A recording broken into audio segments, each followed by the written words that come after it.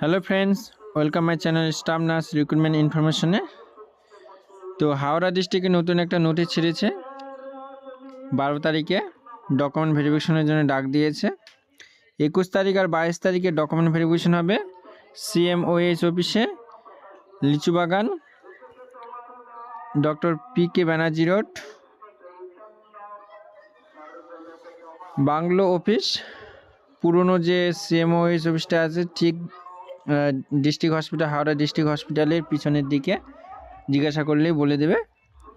R staff nurse under XBFC for USWC আর staff nurse under XBFC HG for polyclinic. Document কী কী নিয়ে যেতে হবে? Original and self attested photocopy, online application ফরম্যাটটা নিয়ে যেতে হবে, পাসপোর্ট সাইজ কালার ফটো নিয়ে যেতে হবে।